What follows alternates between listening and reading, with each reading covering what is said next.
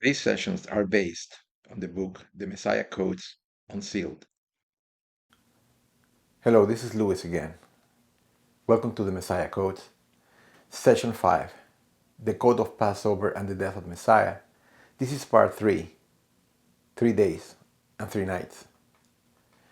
Before we begin, let me remind you that these are deep dives into the scriptures, and to take maximum advantage of these studies, you will need at least surface knowledge of the Jewish festivals and the appointed days and the calendars.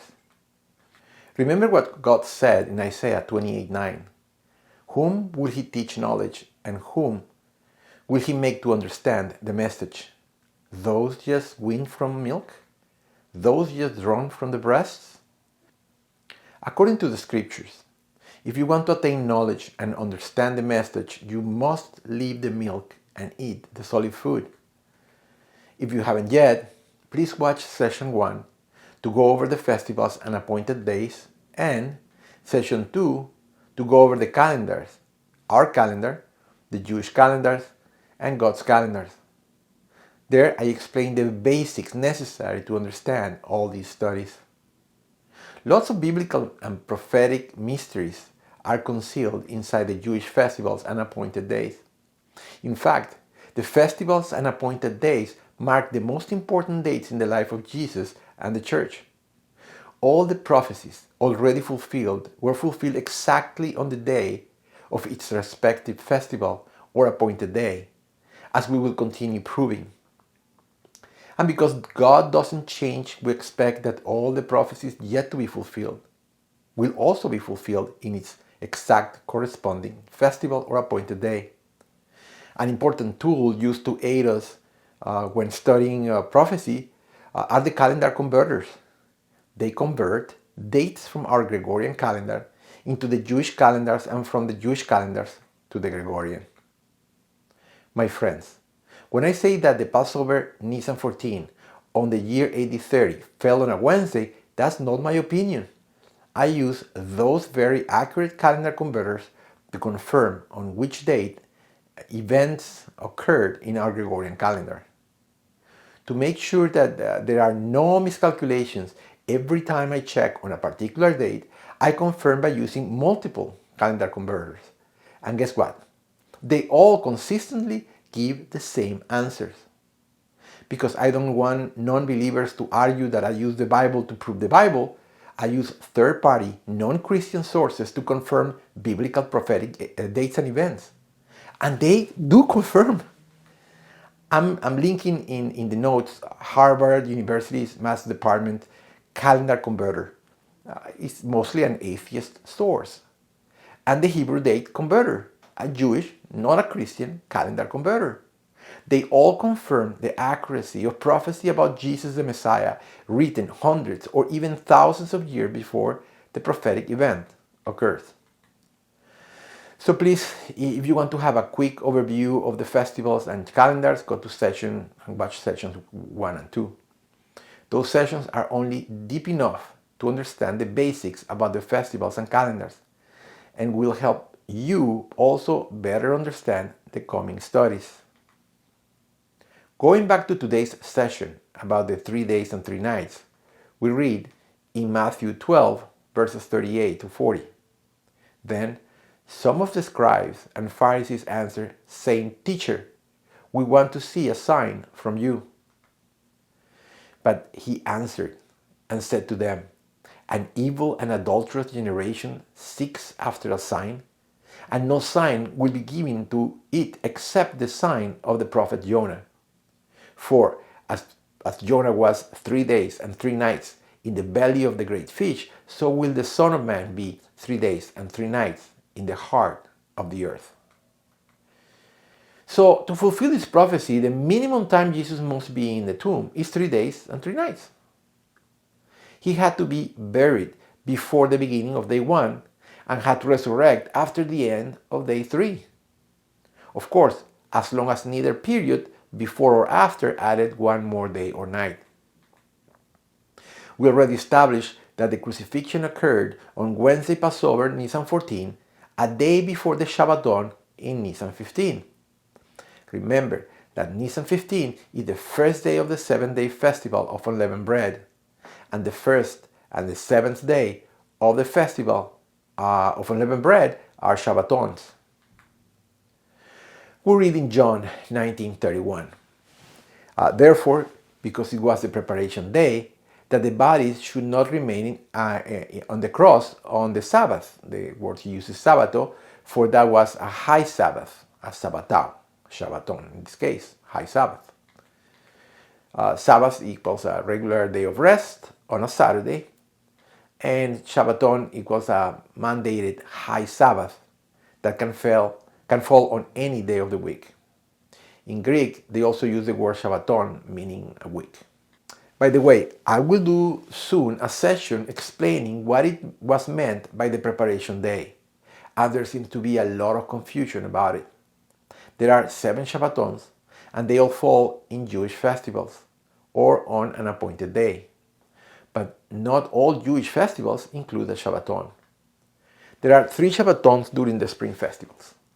2 Shabbatons on the festival of unleavened bread. Unleavened bread is a 7-day festival from Nisan 15 to Nisan 21, and the first and the 7th days are Shabbatons. The Shabbaton on the festival of Pentecost, which is celebrated 50 days after the festival of first fruits. By the way, that is a Jubilee calendar cycle. For more information about the calendar cycles and the festivals, go to session 1 and 2.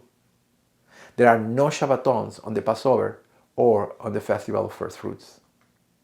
There are 4 Shabbatons during the fall festivals. The Shabbaton on the Festival of Trumpets on Tishri 1, the Shabbaton on Yom Kippur on Tishri 10, the Shabbaton on the first day of the Festival of Tabernacles, that's a 7-day festival from Tishri 15 to 21, and the Shabbaton on Shemini Atzeret, which literally means the 8th day, is celebrated immediately after the end of the Festival of Tabernacles. And as we will see in an upcoming study, it marks a new beginning. It is not a festival, but an appointed day. So, according to the calendar converters, not my opinion, Nisan 14, AD 30, the day of Jesus' death, was a Wednesday. Those calendar converters are used by top institutions in the world for a reason. I'm attaching in the notes 2 of them, again, one from Harvard University Mathematics Department and the other from the Jewish Holiday Calendars and Hebrew Day Converter, which is not a Christian site, of course. Yet, Post confirmed that Nisan 14 Passover on AD 30 fell on a Tuesday night, Wednesday daytime Jewish day, perfectly confirming Jesus as the Messiah. Remember that the Jewish day runs from one day's sundown to the next day's sundown. So there were 2 days of rest, 2 Sabbaths, between Wednesday Crucifixion and Sunday Resurrection. He died on Wednesday Passover, Nisan 14.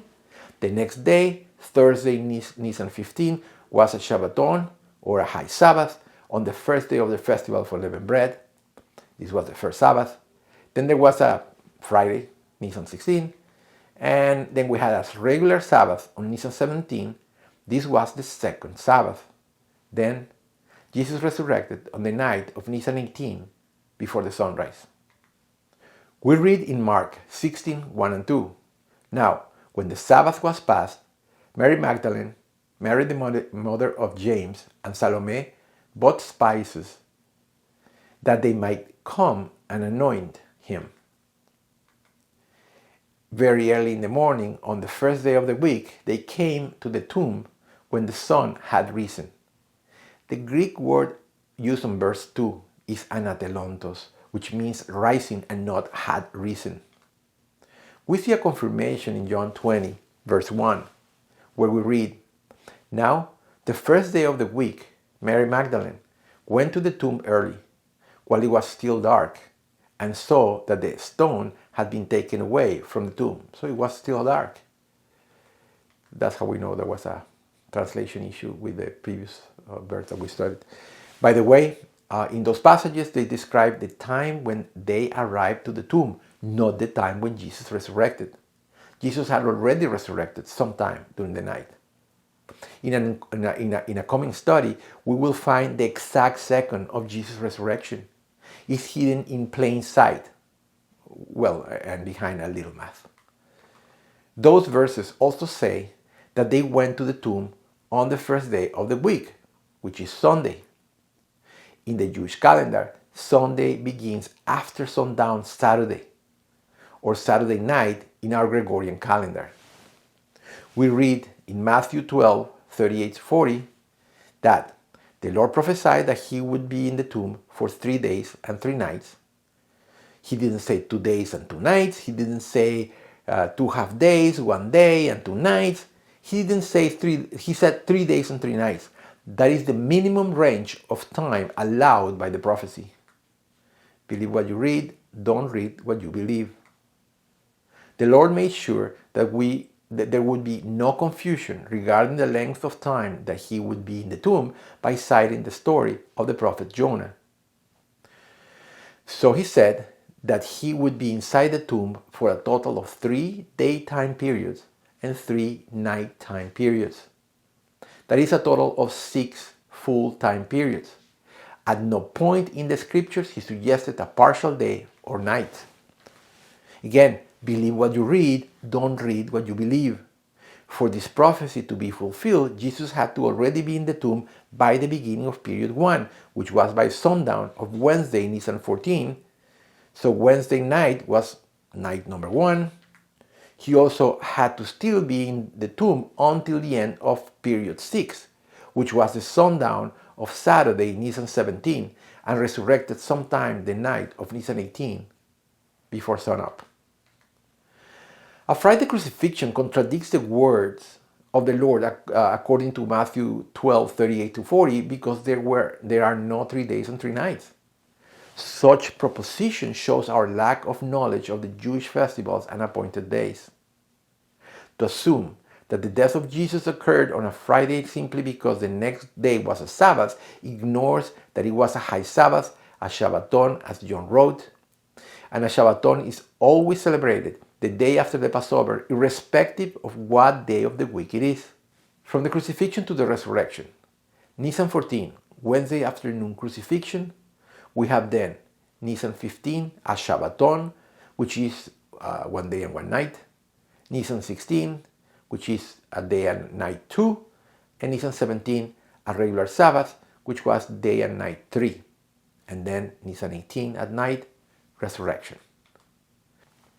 Again, a Wednesday death fulfills all the requirements of the prophecy set by the word of God, both in terms of the law, the sacrifice of the lamb on Passover Nisan 14, and in terms of the prophecy given by Jesus regarding the 3 days and 3 nights, sign of the prophet Jonah. Furthermore, it confirms the exact fulfillment of Daniel 9's prophetic calculation that ended exactly at 2:36 minutes and 22 seconds in the afternoon of Nisan 14 Passover on the year AD 30. For details on that calculation, please watch session 3. Finally, even non-Christian calendar converters confirm that it was a Wednesday, again fulfilling Jesus' prophecy of the 3 days and 3 nights. In a coming session, we will go over the detailed calculations that tell us the exact time of the resurrection. In fact, the resurrection had to occur after 3 full days and full nights because Jewish tradition explains that after you die for 3 days, the spirit lingers close to the body. Therefore, for the first 3 days, a resurrection is not a miracle, but just a matter of course, according to Jewish tradition. And some religious leaders may have used that argument to discredit Jesus' resurrection. We read in Jerusalem Talmud Moed Katan 3:5-7, Rabbi Abba, the son of Rabbi Pepai, Rabbi Joshua from Signin, in the name of Rabbi Levi, for 3 days the souls hover over the body, thinking that she will return to it. That is why 3 days and 3 full days and 3 full nights were necessary to testify for the miracle of the resurrection. In the next session, we will get further confirmation that AD 30, as Daniel prophesied, is the correct year of the death of the Messiah, of Jesus.